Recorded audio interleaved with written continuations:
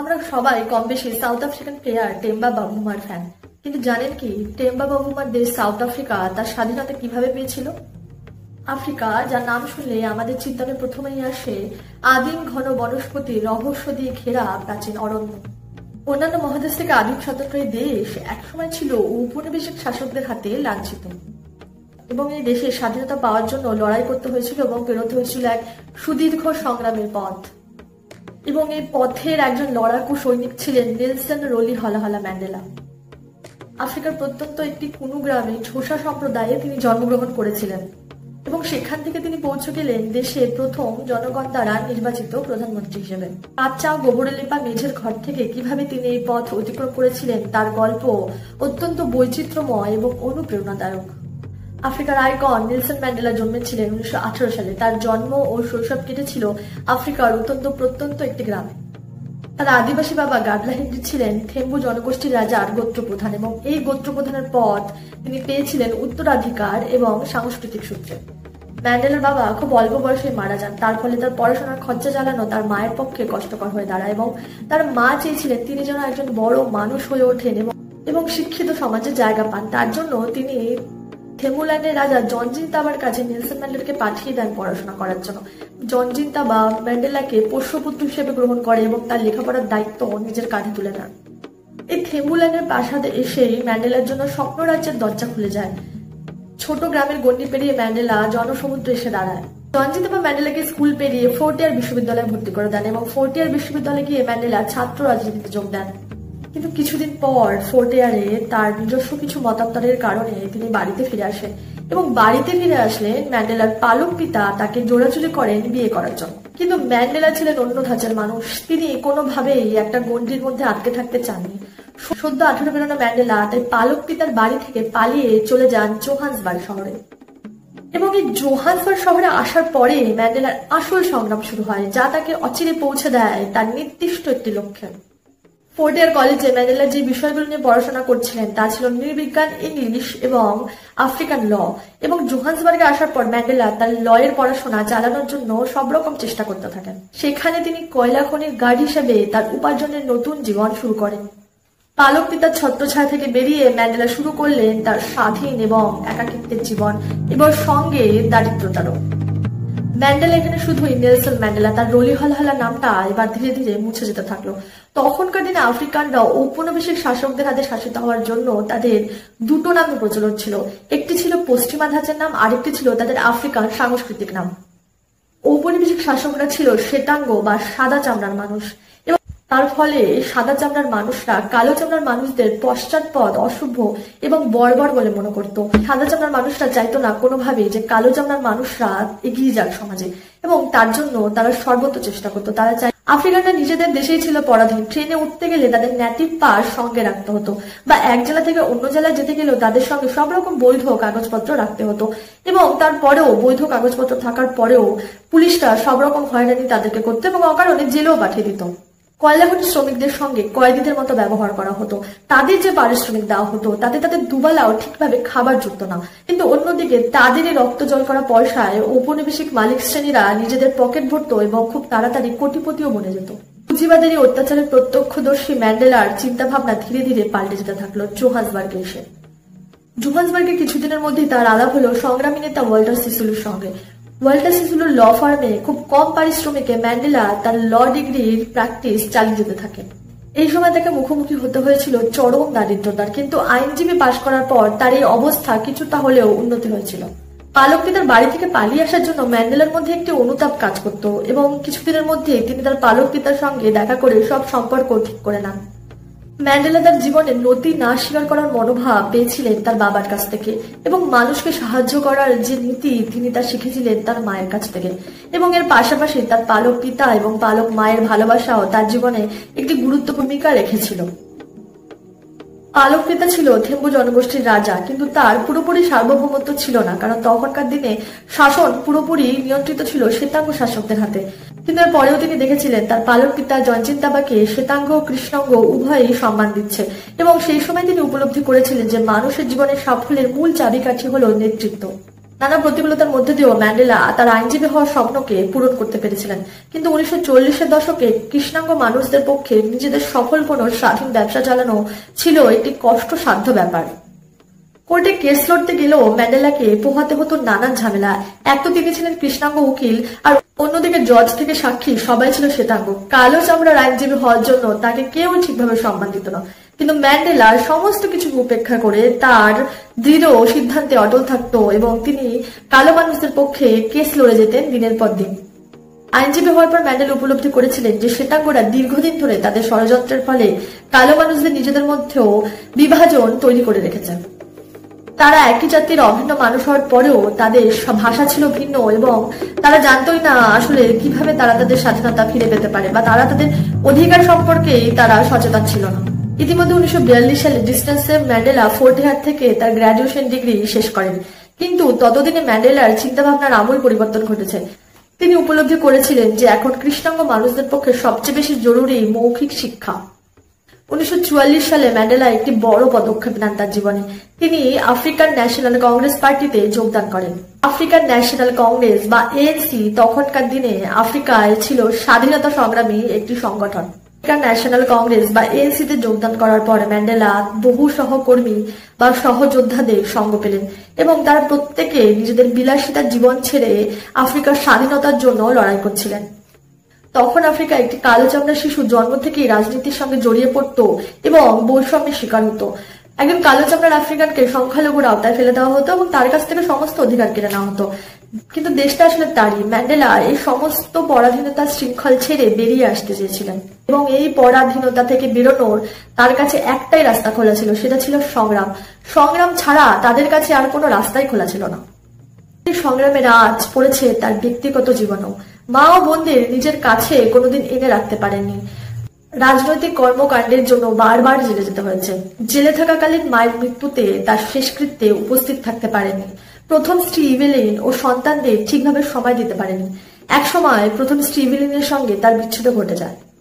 1913 সালে মহাত্মা গান্ধী দক্ষিণ আফ্রিকায় বর্ণ বৈষম্যের বিরুদ্ধে ভারতীয়দের সঙ্গে নিয়ে যে আন্দোলন করেছিলেন, সেই অহিংস আন্দোলনের আঁচ পড়েছিল ম্যান্ডেলাদের উপরও। ম্যান্ডেলা সেই অহিংস আন্দোলনের নীতিতে বিশ্বাসী ছিলেন। কিন্তু দিন দিন শ্বেতাঙ্গদের অত্যাচার কৃষ্ণাঙ্গদের উপর বেড়েই চলছিল। কৃষ্ণাঙ্গদের কোনো ভোটাধিকার ছিল না। তাদেরকে অকারণে আইনের জটিলতায় ফেলে কারাবাস এমনকি দ্বীপান্তরেও পাঠানো হচ্ছিল। তারা তাদের ব্যবসা চালাতে পারতো না স্বাধীনভাবে, কোথাও নিজেদের মতো বাসস্থান তৈরি করতে পারতো না, কোথাও যাতায়াত করতে পারতো না। তাদের সমস্ত জীবনটা দুর্বিষহ করে তুলেছিল। প্রথম থেকে এএনসি পার্টি অহিংস আন্দোলন চালিয়ে যেতে থাকে, কিন্তু এক সময় তারা বাধ্য হয় সশস্ত্র আন্দোলনের পথে এগোতে। কালো চামড়ার মানুষদের জন্য আইন এত জটিল ছিল যে তাদের জীবনে একবার হলেও কাঠগড়ার দোরগোড়ায় যেতেই হতো এবং সেই সময় তাদের একমাত্র ভরসাস্থল ছিলেন নেলসন ম্যান্ডেলা। আইনের লাইসেন্স ক্যান্সেল করার জন্য চক্রান্ত চালানো হয়, কিন্তু সমস্ত কৃষ্ণাঙ্গ মানুষ তার পাশে দাঁড়ানোর পর এই লড়াই তারা জিতে যায় এবং ম্যান্ডেলার ল প্র্যাকটিস অব্যাহত থাকে। 1952 সালে ম্যান্ডেলা নিজস্ব ল অফিস খোলেন এবং ততদিনে ম্যান্ডেলা আফ্রিকার মানুষদের কাছে একটি পরিচিত মুখ হয়ে উঠেছিলেন। তখনকার দিনে সোফিয়া টাউন উচ্ছেদ মামলা ছিল একটি গণযুদ্ধ। সোফিয়া টাউন ছিল তখনকার দক্ষিণ আফ্রিকার সবচেয়ে সুন্দর জায়গা, যেখানে কালো মানুষরা বসবাস করতে পারত। কিন্তু শ্বেতাঙ্গরা অচিরেই তাদের এই অধিকার কেড়ে নিতে চায়। তারা অচিরেই হাত বাড়ায় সোফিয়া টাউনের দিকে এবং তাদের স্থানান্তরিত করার জন্য প্রচেষ্টা চালানো হয়। এমনও ছিল যে সোফিয়া টাউনের বাসিন্দারা দীর্ঘদিন ধরে বা 5 পুরুষ ধরে ওই জায়গায় বসবাস করছিল, কিন্তু তাদের কাছে নোটিশ আসে যে তাদের এই এলাকা ছেড়ে দিতে হবে এবং এই সিদ্ধান্ত ছিল অনৈতিক এবং পাশবিক। এএনসি পার্টি সোফিয়া টাউনের মানুষদের পাশে এসে দাঁড়ায়। তারা বিক্ষোভ, মিটিং, মিছিল, ধর্মঘট, বিবৃতি, ভাষণ সমস্ত প্রচেষ্টা চালিয়ে যেতে থাকে এই আইনকে রদ করার জন্য, কিন্তু তারা ব্যর্থ হয়। 1955 সালে ফেব্রুয়ারি মাসের একদিন এই উচ্ছেদ কর্মকাণ্ড সফল হয়। হারে সশস্ত্র পুলিশের সামনে দাঁড়িয়ে প্রতিরোধের কোনো ক্ষমতাই ম্যান্ডেলার সংগ্রামের ছিল না।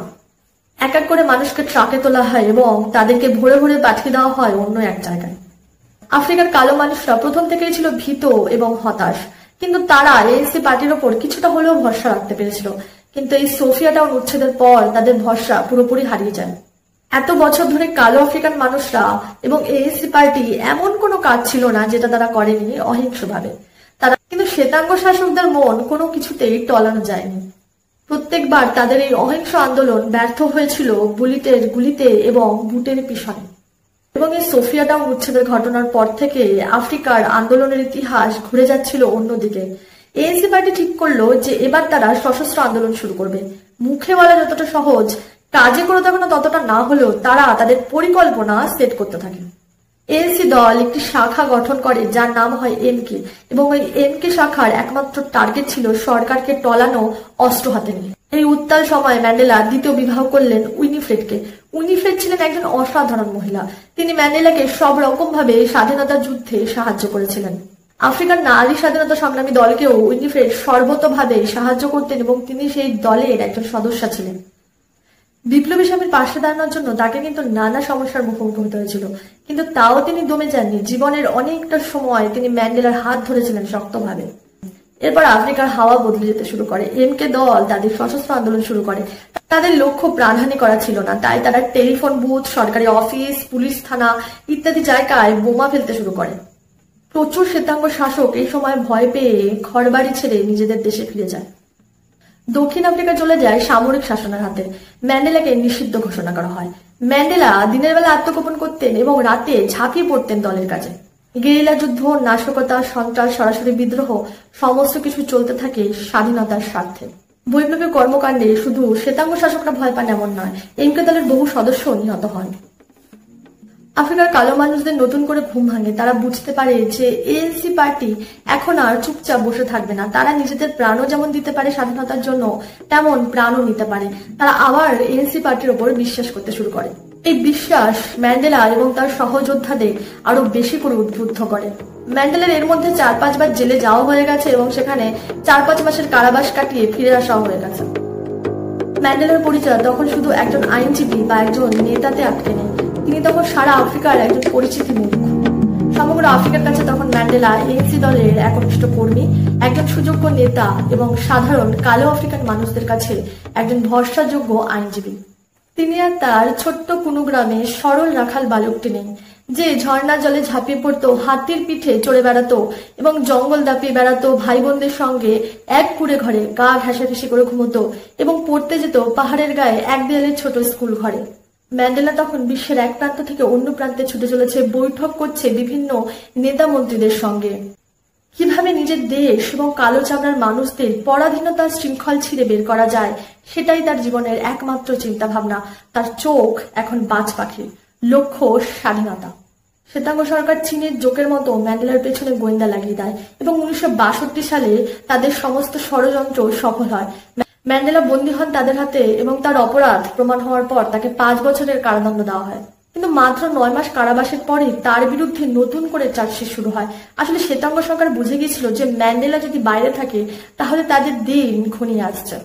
তারা তাদের সর্বোচ্চ চেষ্টা চালায় তাকে প্যাচে ফেলার জন্য। ম্যান্ডেলার বিরুদ্ধে ভুয়ো চার্জশিট তৈরি, ভুয়ো নথিপত্র তৈরি, সশস্ত্র আন্দোলন ইত্যাদি নানা বিষয়ে তারা কেস তৈরি করে। দীর্ঘ মামলা চলার পর 1964 সালে এই কেসের শুনানি ঘোষিত হয়।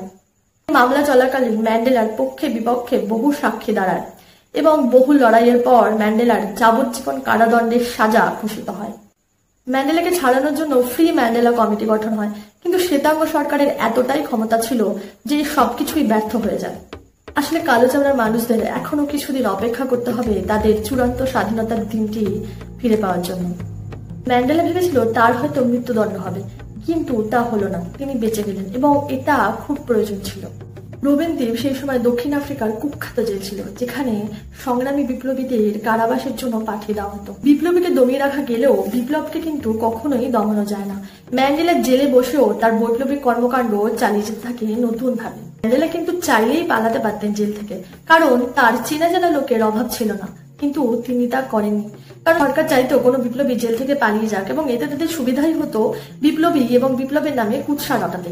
কিন্তু ম্যান্ডেলা সেই পন্থা অবলম্বন করেন। যে কোনো দেশের স্বাধীনতার বিপ্লবের ইতিহাস ঘাটলে আমরা দেখব যে কোনো বিপ্লবী কোনোদিন ময়দান ছেড়ে পালিয়ে যায়নি। তারা স্বেচ্ছায় মৃত্যুবরণ করেছেন দেশের জন্য এবং নিজেকে উৎসর্গ করে দিয়ে। এই কারাবাসে ম্যান্ডেলা সঙ্গী হিসেবে পেলেন আরো বিপ্লবী সহযোদ্ধাদের। তো প্রথম দিকে তাদের সঙ্গে তিনি দেখা করতে পারতেন না, তাকে থাকতে হতো একা জেলের কুঠিরে। কিন্তু পরবর্তীতে তিনি ধীরে ধীরে জেলের নানা হাবিজাবি নিয়মের বিরুদ্ধে প্রতিবাদ করতে থাকেন। তারই প্রতিবাদে রোবেন দ্বীপের মতো কুখ্যাত জেলেরও কিছু কিছু নিয়ম পরিবর্তন হতে থাকলো। তার মধ্যে একটা ছিল পড়াশোনা করার অধিকার। জেলে বসে ম্যান্ডেলা সংগোপনে বৈপ্লবিক কর্মকাণ্ড চালায় এবং এই সময় তিনি তার আত্মজীবনীর পাণ্ডুলিপিও তৈরি করেন, যা নাকি পরবর্তীকালে তার বিখ্যাত আত্মজীবনী লং ওয়াক টু ফ্রিডম নামে প্রকাশিত হয়েছিল। তার মানে এই নয় যে তাকে জেলে খুব আরামে রাখা হয়েছিল। পরিবারের সঙ্গে তিনি বছরের পর বছর দেখা করার সুযোগ পেতেন না। স্ত্রী উইনিফ্রেডকে অনেকটা পথ পেরিয়ে 2 বছরে একবার দেখা করতে দেওয়া হতো। স্ত্রী উইনিফ্রেডকেও নানা প্রতিকূলতার মুখোমুখি হতে হয়েছিল। সরকার তাকে নানাভাবে হেনস্থা করত তার বৈপ্লবিক স্বামীর সঙ্গে জড়িত থাকার কারণে। এত কিছুর পরেও ম্যান্ডেলা দীর্ঘ 27 বছর জেলের মধ্যে থেকে তার মানসিকতাকে কোনোভাবে স্বাধীনতা বিমুখ হতে দেননি। দীর্ঘ 27 বছর ম্যান্ডেলা জেলে বসে যা যা করেছিলেন তার সমস্ত হিসেব ছিল বাইরের জনগণের কাছে। ম্যান্ডেলা যে একজন সুযোগ্য নেতা এবং তিনি যে মানুষের কাছাকাছি পৌঁছে গিয়েছিলেন তার প্রমাণ এই যে তাকে ছাড়ানোর জন্য সমগ্র দক্ষিণ আফ্রিকায় তখন আন্দোলন শুরু হয়েছিল। দেশের কালো চামড়ার মানুষজন ম্যান্ডেলার জন্য অপেক্ষারত এবং দীর্ঘ 27 বছর পর দক্ষিণ আফ্রিকার রাজনৈতিক আবহাওয়ার তুমুল পরিবর্তন ঘটে। জনগণের চাপ এবং জাতিসংঘের মধ্যস্থতায় শ্বেতাঙ্গ সরকার বাধ্য হয় ম্যান্ডেলাকে মুক্তি দিতে। অবশেষে মুক্তি, যেই দিনটির স্বপ্ন দেখে ম্যান্ডেলা জেলের প্রত্যেকটি দিন কাটিয়েছিলেন। 1991 সালে ম্যান্ডেলা জেল থেকে মুক্তি পান। তার বয়স তখন 71 বছর। জেল থেকে বেরিয়ে দেখলেন সমগ্র আফ্রিকার জনস্রোত তাকে সাদরে আমন্ত্রণ জানাচ্ছে। দেশে সংগঠিত হলো প্রথম নির্বাচন যেখানে কালো আফ্রিকানরা নিজস্ব ভোট দান করতে পেরেছিল। ম্যান্ডেলা এএনসি পার্টির হয়ে ভোটে দাঁড়ালেন এবং বলাই বাহুল্য সেই ভোটে তিনি বিজয়ী ঘোষিত হলেন। পূর্ববর্তী স্বৈরাচারী প্রধানমন্ত্রীকে গদি থেকে সরিয়ে ম্যান্ডেলা নির্বাচিত হলেন দক্ষিণ আফ্রিকার কালো চামড়ার প্রথম প্রধানমন্ত্রী। একজন 50 বছরের বৃদ্ধা জানালেন তিনি ভোট দেওয়ার জন্য দীর্ঘদিন অপেক্ষা করেছেন এবং তার কাছে তার জীবনের সবচেয়ে আনন্দের দিন আছে। এইভাবে আফ্রিকার কালো চামড়ার মানুষদের এক নতুন অধ্যায় শুরু হলো এবং যেই অধ্যায় শুরু হলো স্বাধীনতা দিয়ে। তিনি তার আজন্মকাল দক্ষিণ আফ্রিকার সার্বিক উন্নতির জন্য কাজ চালিয়ে গেছেন। 2013 সালে সারা বিশ্বকে কাঁদিয়ে তিনি পরলোক গমন করেন। আর এভাবেই পরিসমাপ্তি ঘটে উদ্ভ্রান্ত এক আদিম দেশে মহান নেতার জীবনের অধ্যায়।